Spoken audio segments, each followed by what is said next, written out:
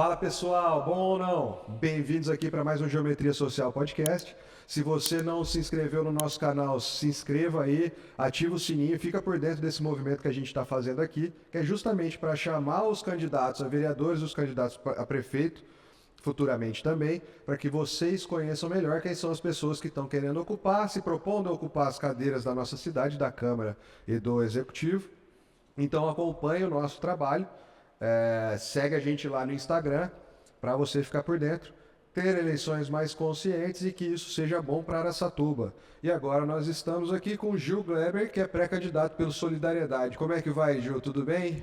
Graças a Deus, estou melhor do que eu mereço. Maravilha, muito obrigado por estar aqui com a gente, batendo um papo, se apresentando para o pessoal, viu? Eu é que agradeço. Agradeço esse espaço que vocês estão dando para os pré-candidatos, cada um mostrar o seu objetivo, a sua intenção. Acho que isso aí ajuda bastante na hora da escolha. Não, legal. Aliás, eu vou lembrar aqui que a gente quis abrir um espaço super democrático. A gente não usa fundo eleitoral, não tem nada disso, então a gente está pensando em você e na cidade. Bom, Gil, vamos lá. A gente está trazendo vocês aqui para conhecer um pouco mais de cada um dos candidatos e a gente queria saber um pouco da sua história. Você é de Araçatuba, nasceu aqui, viveu aqui sempre. Abre um pouquinho aí da sua história para gente. Eu sou o Gil Gleber, araçatubense, nato, nasci, cresci, formei e me aposentei aqui em Araçatuba. Opa, que beleza. E qual que é a sua formação? O que você... Eu sou formado em Ciências Econômicas e bacharel em Direito. Entendi. E a gente estava conversando um pouquinho, essa parece que não é sua primeira, como pré-candidato, como candidato sim, mas que você já teve um envolvimento no mundo da política também. Agora, isso foi após ter a sua carreira dentro da sua formação? Conta um pouco do seu trajeto. Bom, André, na verdade é o seguinte, eu militei na política de Araçatuba há muitos anos, né? Muitas pessoas me conhecem já desse meio. Eu nunca me dispus a sair candidato e mais para frente eu poderia até dizer por quê. Sim. É por questões de convicções mesmo. E tenho uma experiência e conhecimento da política da nossa cidade. Conheço como funciona, conheço a maioria do pessoal que milita aqui na política da nossa cidade. Respeito muito, tenho algumas ressalvas, como sempre, né? Sim. Mas, para você ter uma ideia, quando o Maluli Neto era deputado federal, eu já trabalhava com ele, né? Entendi. Aí eu dava uma assessoria para ele nos municípios da região aqui, né? Enquanto ele ficava em Brasília, eu corria a região aqui, fazia o trabalho aqui perante as prefeituras da região. E depois ele foi candidato a prefeito, primeira candidatura dele, lá em 1994, se não me engano. Não, acho que 92, parece que foi isso. Onde ele não foi eleito, né? E deixando o espaço para a dona Germínia Venturoli. Sim. E depois ele foi eleito, né? Ele voltou a deputado, depois ele foi candidato novamente a prefeito, se elegendo prefeito. Primeiro mandato dele, se elegeu, tranquilo. E ele queria até que eu fosse fazer parte do grupo dele, né, na prefeitura. Certo. Eu lembro que ele queria até que eu fosse para a Secretaria de Planejamento na época e tal. Não foi possível, porque já tinham outros compromissos aí. Aí vieram as eleições para a reeleição. Ele foi reeleito e aí ele me disse, olha, eu não tenho condições de abrir mão de você dessa vez. Por quê? Porque ele já tinha em mente de fazer o sucessor político dele, que ele já vinha preparando essa pessoa há muito tempo. E ele falou, ó, a gente dá sequência, porque naturalmente ele ia sair, já estava bem a idade avançada, oitavo com 80 e pouco, 81, 82 anos já. Ele falou, olha, eu não aguento mais ficar. Ele teve 40 anos só como deputado federal, então é tempo, né? Sim. Aí ele preparou o sucessor político dele, que não era o filho dele, tá? Entendi. Era uma figura aqui da cidade, que a gente, depois, um outro momento a gente fala, Sim. que causa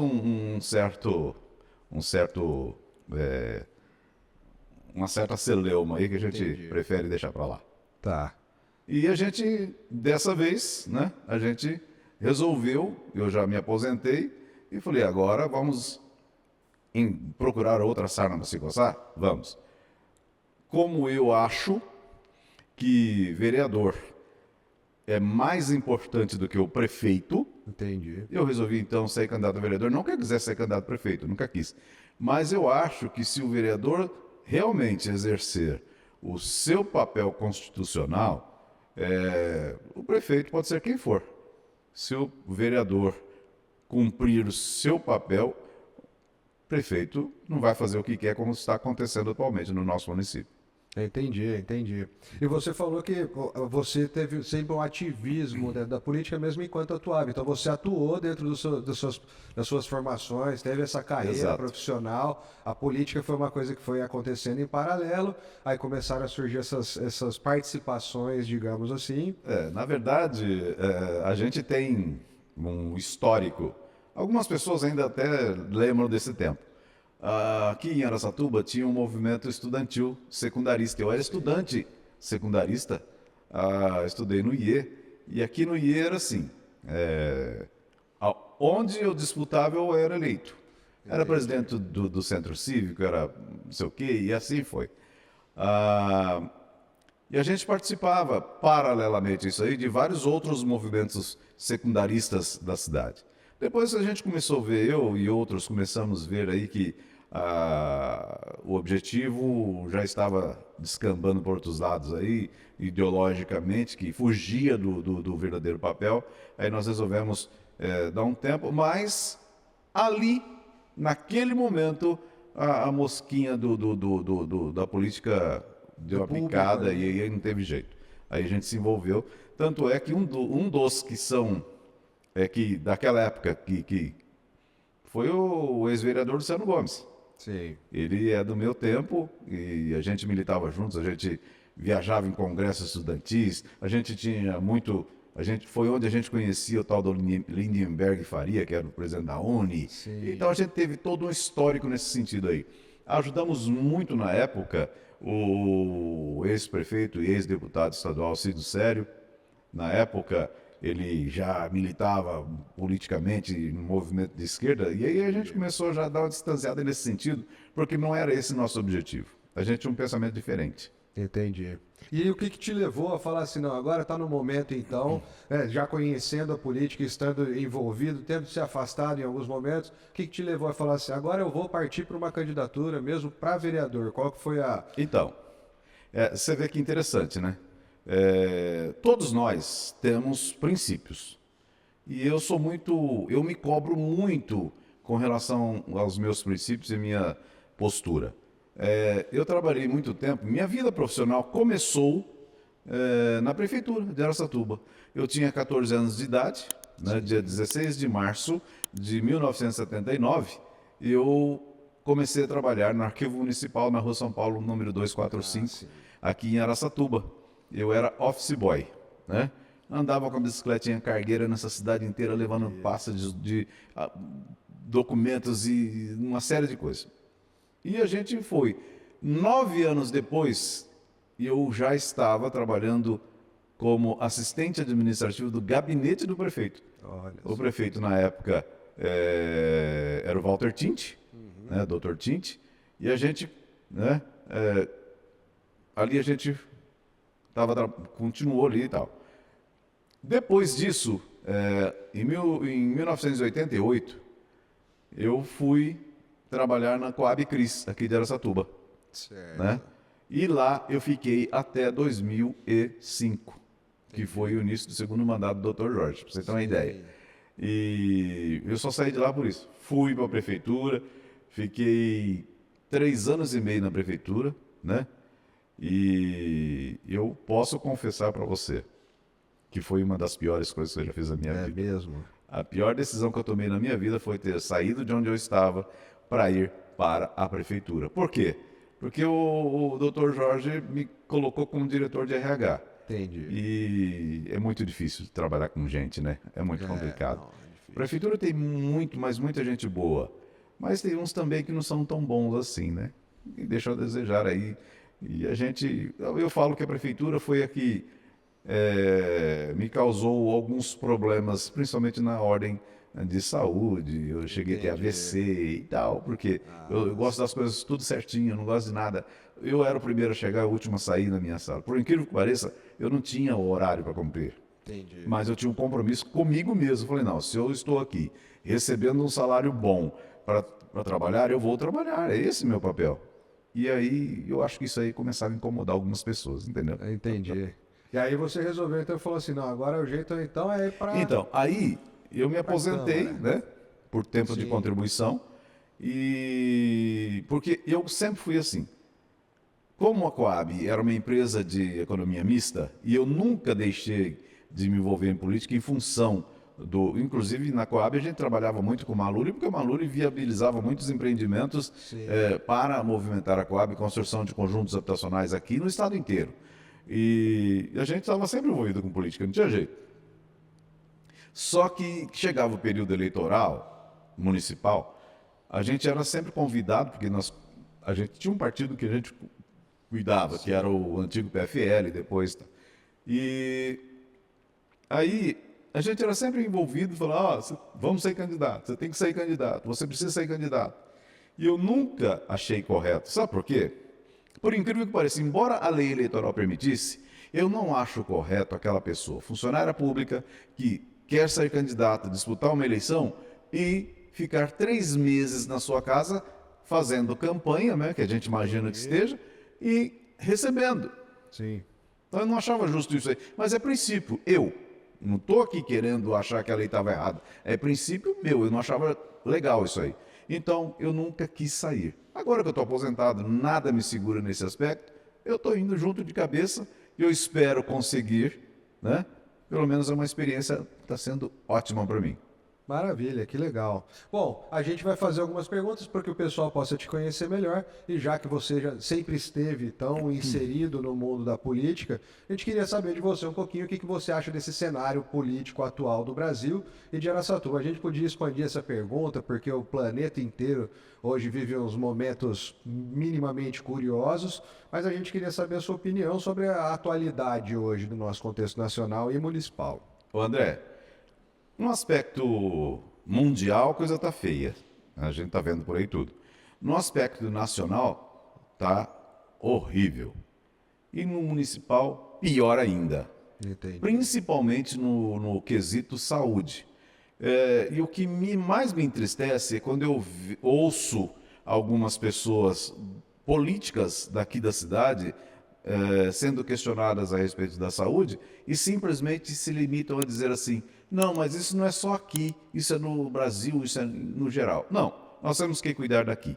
Porque eu acho que toda mudança, ela tem que ocorrer de baixo para cima, não é de cima para baixo. Então nós temos que saber lidar com a saúde do nosso município, da nossa comunidade. É aqui que a gente vive, é aqui que a gente tem a nossa família, é aqui que nós temos nossos filhos. A saúde de Araçatuba, já entrando no nosso município, ela deixa muito a desejar. Nós temos um gestor que se preocupa muito mais em fazer asfalto, recape e tudo mais, do que o cuidar da saúde. Semana retrasada foi anunciada aí a aquisição de 3 veículos de luxo para o município. De luxo. Eu só vi uma van que é de transporte passageiro.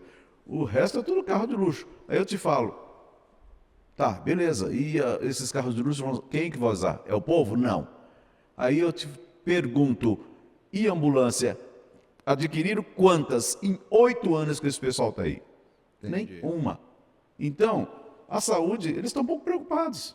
Eu vou contar uma situação para vocês. Esses dias eu encontrei um vereador que veio se vangloriar que o prefeito finalmente estava conseguindo leiloar alguns imóveis do município e tudo mais tal.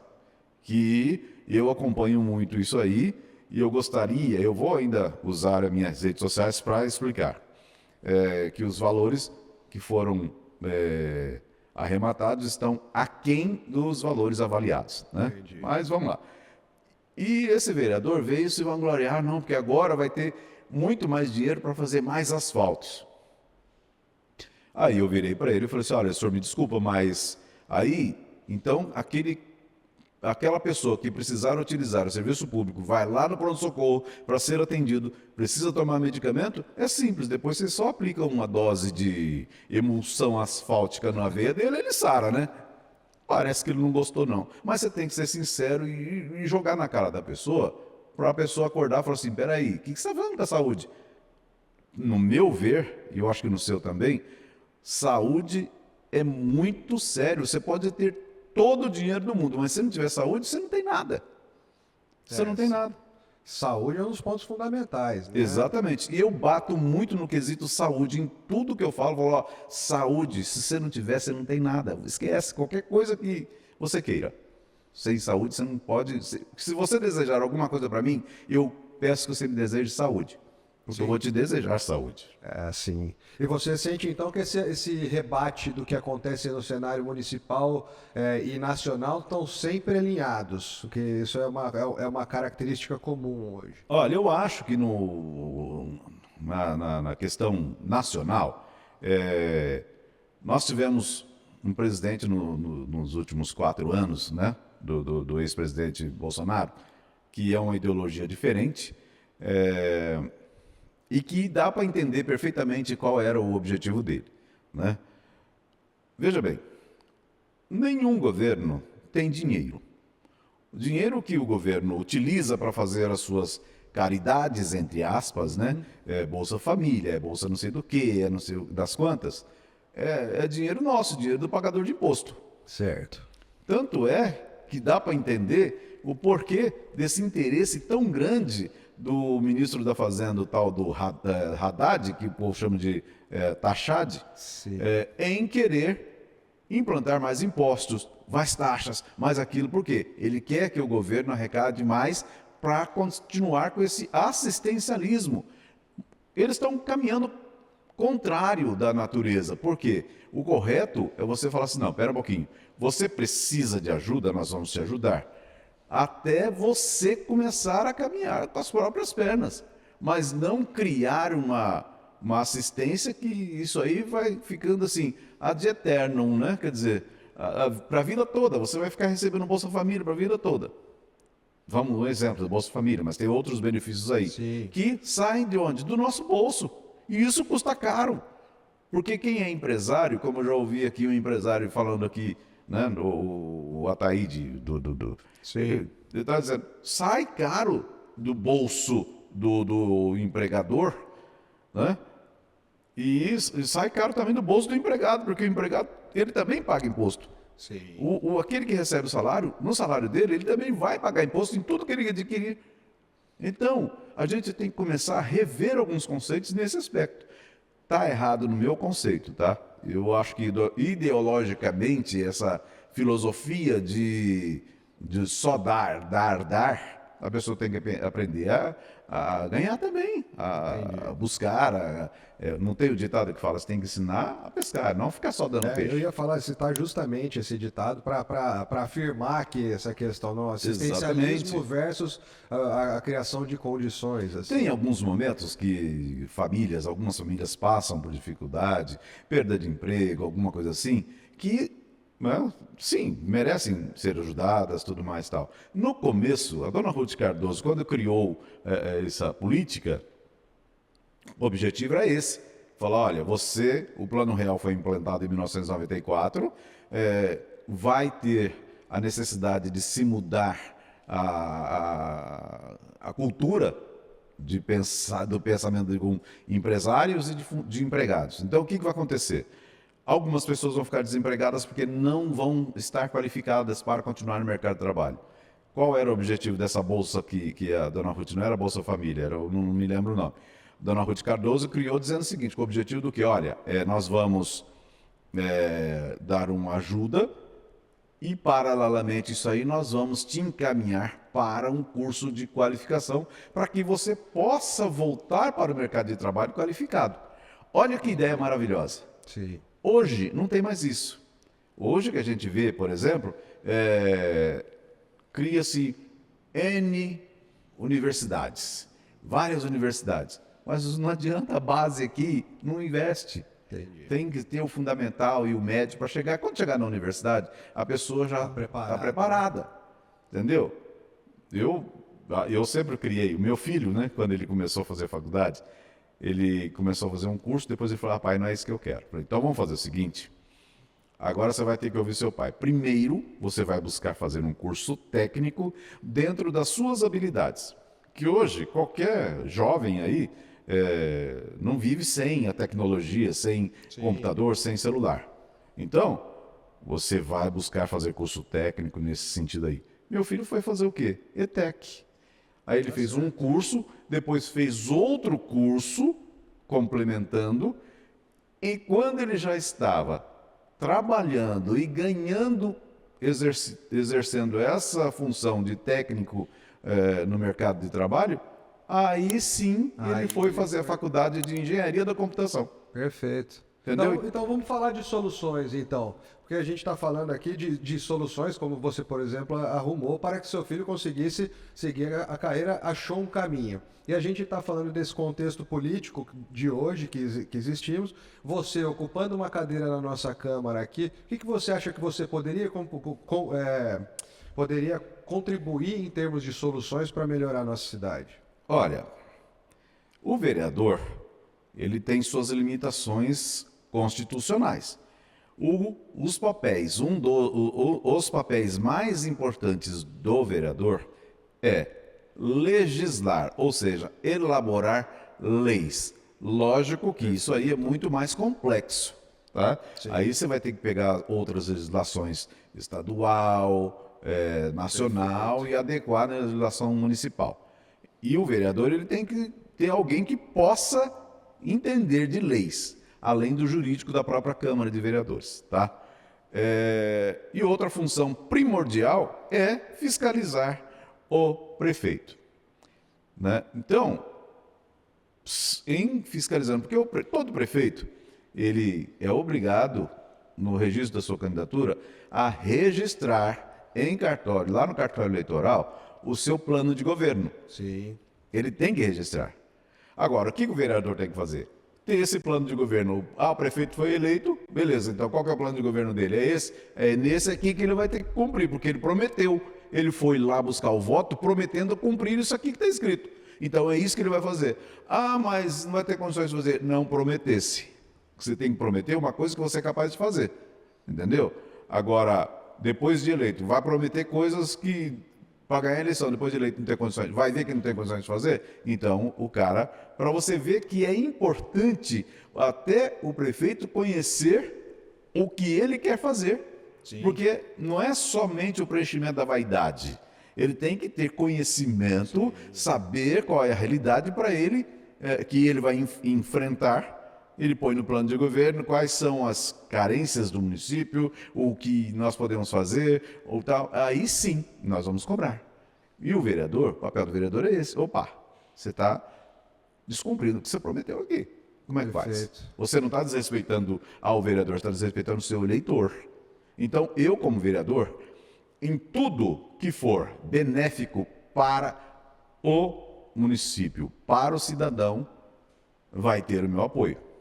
Porque eu entendo, e a gente sabe disso, existem 3 poderes: executivo, legislativo e judiciário. Perfeito. Esses 3 poderes eles têm que ser harmônicos, ou seja, eles têm que se entender, porém independentes.